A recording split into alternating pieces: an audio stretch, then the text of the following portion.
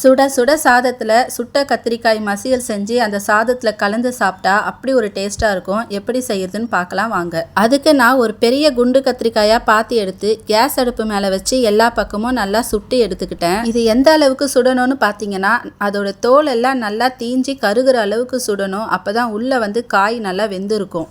இதோ இந்த மாதிரி சுட்டு எடுத்துக்கணும்.